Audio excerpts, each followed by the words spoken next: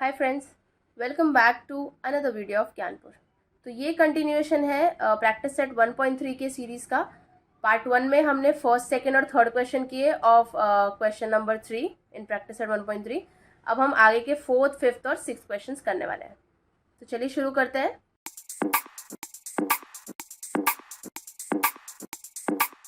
पहला स्टेप जो आपको चेक करना है वो ये है कि क्या ये equations ax plus B Y equal to C के फॉर्म में अरेंज है कि नहीं। तो yes, they are arranged because x और y के टर्म्स लेफ्ट हैंड साइड में है, कांस्टेंट सारे राइट हैंड साइड में है। तो yes, it is arranged in the form of ax plus B Y equal to C. तो अब नेक्स्ट स्टेप है finding out d dx and dy। तो d का फॉर्मूला क्या है, आपको x के कोएफिशिएंट्स और y के कोएफिशिएंट्स लिखने हैं। तो x का कोएफिशिएंट है 6 एंड 8, y का कोएफिशिएंट है -4 एंड -3। सॉल्व करेंगे तो 6 इंटू -3 माइनस -4 इंटू 8 है ना। मल्टीप्लाई कर रही हूँ मैं बस। तो 6 इंटू -3, 6 3 जा 18 आता है, साइन माइनस का आएगा -18, माइनस 4 इंटू 8, 8 4 जा 32 आता है, साइन रहेगा माइनस का तो -32 आएगा। Okay, now -18 minus minus plus तो +32, -18 प्लस 32 कितना आएगा 14। साइन रहेगा बड़े नंबर का तो दैट इज प्लस, तो इसीलिए आंसर आएगा 14। तो ये हो गया आपका डी। चलिए dx फाइंड आउट करते हैं। dx के लिए x के कोएफिशिएंट्स के जगह पे आपको कांस्टेंट का कोएफिशिएंट कांस्टेंट डालना है। So -12 and -2, y as it is रहेगा तो -4 एंड -3। देखिए, बी वेरी केयरफुल, यहाँ पे माइनस का साइन ज़्यादा है तो गलती मत कर दीजिएगा, ध्यान दीजिए। -12 into -3 -4 into -2। So minus minus plus होता है तो प्लस का साइन, 12 3 जा 36, तो यहाँ पे आ जाएगा 36, माइनस 4 2 जा 8 होता है, माइनस इंटू माइनस प्लस होता है तो 8 आएगा। Now 36 minus 8 will give you 28। सो आ गया आपका dx का वैल्यू। चलिए अब निकालते हैं dy का वैल्यू। y के कोएफिशिएंट की जगह पे कांस्टेंट लिखना है, x का कोएफिशिएंट एज इट इज रहेगा तो 6 और 8 एज इट इज रहेगा, -12 एंड -2 आ जाएगा y के कोएफिशिएंट की जगह पे। Cross multiply, 6 into -2 minus -12 into 8, 6 2 जा 12 आता है, साइन रहेगा माइनस का तो -12, माइनस 12 8 जा 96, साइन रहेगा माइनस का तो -96, -12 minus minus plus 96, minus plus minus होता है तो 96 minus 12 will give you 84। Sign रहेगा बड़े नंबर का तो 96 का साइन विच इज प्लस, तो +84 आएगा। तो अब dx dy आ चुका है, d आ चुका है। Let's find out x and y। x का वैल्यू है dx अपॉन d, तो दैट इज 28 अपॉन 14, 14 1 जा 14, 14 2 जा 28, राइट। तो x का वैल्यू आ गया 2। नाउ y का वैल्यू निकालते हैं। y is dy upon d, so 84 upon 14, 14 5 जा 70 होता है, 14 6 जा 84 होता है। ओके, तो 14 6 जा 84, y का वैल्यू आ गया 6। तो x का वैल्यू 2, y का value 6। This is the solution of the given equation. आगे बढ़ते हैं, फिफ्थ क्वेश्चन करते हैं। तो यहाँ पे आप देख सकते हैं x और y की जगह पे m और n के टर्म्स है, which is not a problem for us. आप उसको x और y की तरह ही समझिए, बस यहाँ पे वेरिएबल्स रिप्लेस हो गए हैं बाय m और n।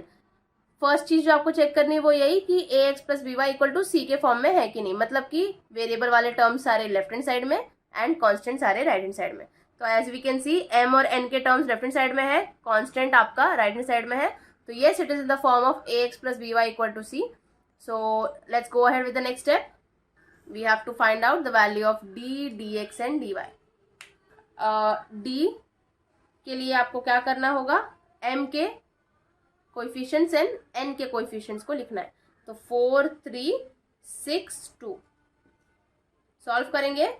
4 इंटू 2 माइनस 6 इंटू 3, 4 2 जा 8 माइनस 6 3 जा 18, 18 माइनस 8 10 आता है, साइन रहेगा बड़े नंबर का, इसीलिए आएगा -10। अब निकालेंगे डी एम। यहाँ पे ध्यान दीजिए, आप डी एक्स मत लिखिएगा बिकॉज हम m और n के वेरिएबल्स हैं यहाँ पे, तो हमको डी एम निकालना है। ओके, डी एम में क्या करना है, जहाँ पे m के कोएफिशिएंट्स हैं उनको हमको कांस्टेंट से रिप्लेस करना है। ठीक है, तो 54 एंड 28 लिखना है m के जगह पे, और n की जगह पे आपको 6 और 2 ही लिखना है। Now let's multiply 54 into 2 minus 6 into 28। 54 into 2 कितना आता है, 2 4 ज़ा 8, 2 5 ज़ा 10, 108 माइनस 6 8 ज़ा 48, 6 2 ज़ा 12 and plus 4 will give you 16। तो आएगा 108 माइनस 168। 168 में से 108 निकाल देते हैं तो 60 बचता है, साइन रहेगा बड़े नंबर का तो आएगा -60। Okay, now let's find out D N. D N के लिए n के कोएफिशिएंट के जगह पे कांस्टेंट लिखना है, m के जगह पे 4 और 3 ही रहेगा, मतलब कि उसके कोएफिशिएंट्स ही रहेंगे। n की जगह पे आप लिखेंगे 54 and 28। Now cross multiply 4 into 28 minus 54 into 3। Now multiply 4 8 ज़ा 32, तो उसका 2 लिखेंगे, 4 2 ज़ा 8, 9 10 11, 112 आएगा, माइनस 3 4 ज़ा 12, 3 5 ज़ा 15, 16, 112 माइनस 162, सो आंसर आएगा 50 बराबर, और साइन रहेगा किसका, बड़े नंबर का, इसलिए -50। Now we have got the value of D M, D N, D. तो now let's find out the value of m and n। m के लिए क्या होगा formula, D M upon D, same as x के लिए जो होता है। तो D M is -60 upon D का value is -10, minus minus cancel, 10 6 ज़ा 60, तो m का वैल्यू आ गया 6। सिमिलरली n के लिए निकालेंगे D N upon D, that is -50 upon -10, minus minus cancel, 10 5 ज़ा 50, तो n का वैल्यू आ गया 5। So we have got the values of m and n which are 6 and 5। आगे बढ़ते हैं, 6 क्वेश्चन करते हैं, जो कि इस प्रैक्टिस सेट 1.3 का आखिरी क्वेश्चन है। अब आपके पास दो तरीके हैं। देखिए, पहले तो आपको ये देखना है कि everything is arranged in the form of ax plus by equal to c। तो यस, x और y के टर्म्स लेफ्ट हैंड साइड में दिख रहे हैं मुझे, और राइट हैंड साइड में मुझे कांस्टेंट टर्म्स दिख रहे हैं, बराबर, कांस्टेंट मतलब नंबर्स, तो वो तो ठीक है, वो बराबर है। अब हमको सॉल्व करना है, D D X D Y सब निकालना है, लेकिन उसके पहले अगर आप चाहते हैं तो आप ये पर्टिकुलर इक्वेशन को सिंप्लीफाई कर सकते हैं। ठीक है, सिंप्लीफाई करके इसको फ्रैक्शन में से नॉर्मल न्यूमरेटर फॉर्म में ही बस लेके आना है, तो आप वो ऐसा कर सकते हैं। Otherwise if you are good with fractions, so go ahead and directly solve it without solving or simplifying the particular equation. ऐसा भी दो तरीके हैं आपके पास। तो फिलहाल में बहुत बच्चों को प्रॉब्लम्स आती है फ्रैक्शंस में, तो इसीलिए मैं यहीं पे इस पर्टिकुलर इक्वेशन को सिंप्लीफाई कर दूंगी। अब सिंप्लीफाई करना कैसे है, आपको डिनोमिनेटर में 2 दिख रहा है। अगर आपको ये डिनोमिनेटर वाले 2 से रेड ऑफ होना है तो आपको पूरे के पूरे इक्वेशन को 2 से मल्टीप्लाई करना पड़ेगा।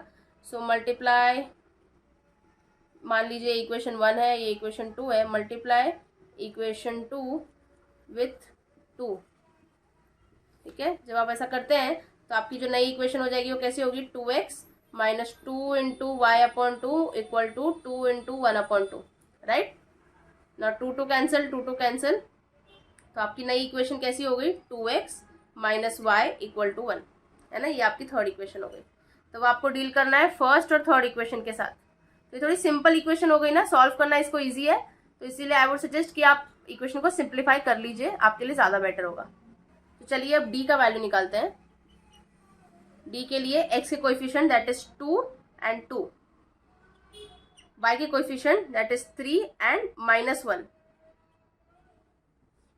मल्टीप्लाई करते हैं, 2 इंटू -1 माइनस 3 इंटू 2, 2 इंटू -1 आएगा -2, 2 1 ज़ा 2 होता है साइन माइनस का, इसलिए -2 माइनस 3 2 ज़ा 6 होगा, माइनस माइनस प्लस, ओके। तो 6 + 2 8 आएगा, साइन रहेगा माइनस का, इसीलिए -8। dx निकालते हैं। dx के लिए x के कोएफिशिएंट के जगह पे कांस्टेंट के टर्म्स डालने हैं, मतलब कि 2 के जगह पे आपको डालना है 2 and 1 एंड y के कोएफिशिएंट्स एज इट इज रहेंगे तो 3 and -1। तो 2 into -1 माइनस 3 into 1, 2 1 जा 2, -2 का sign, -3 into 1 is 3। Now -2 -3 minus minus plus होता है तो 2 + 3 5 होगा, साइन रहेगा माइनस का। dy के लिए आपको क्या करना है, y के कोएफिशिएंट के जगह पे आपको लिखना है कांस्टेंट्स। x का कोएफिशिएंट एज इट इज रहेगा तो 2 and 2 एज इट इज रहेगा। y के कोएफिशिएंट की जगह पे आप क्या लिखेंगे, 2 and 1 कांस्टेंट्स को।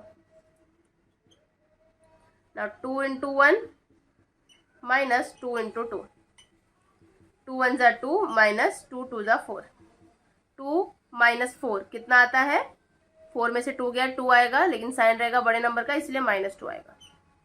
Okay, now let's find out x and y। तो x इक्वल टू क्या होता है, dx अपॉन d। तो dx is -5 and d is -8, minus minus cancel, 5 upon 8 is the value of x। y के लिए आप लेंगे dy अपॉन d। सो dy का वैल्यू है -2, d का वैल्यू है -8, माइनस माइनस कैंसिल, 2 1 जा 2, 2 4 जा 8, तो 1/4 is the value of y। तो आपका सोल्यूशन है इस पर्टिकुलर इक्वेशन का 5/8, 1/4। So that's it, we end with practice set 1.3। अगले वीडियो में प्रैक्टिस सेट 1.4 चालू करेंगे, उससे रिलेटेड समझेंगे कि क्या क्या चीज़ें रिक्वायर्ड हैं। फिलहाल के लिए अगर आपको कोई भी क्वेरी है तो आप कमेंट सेक्शन में कमेंट करके पूछ सकते हैं। अगर आपको मेरा ये वीडियो अच्छा लग रहा है, don't forget to like, share and subscribe to my channel. Thank you so much.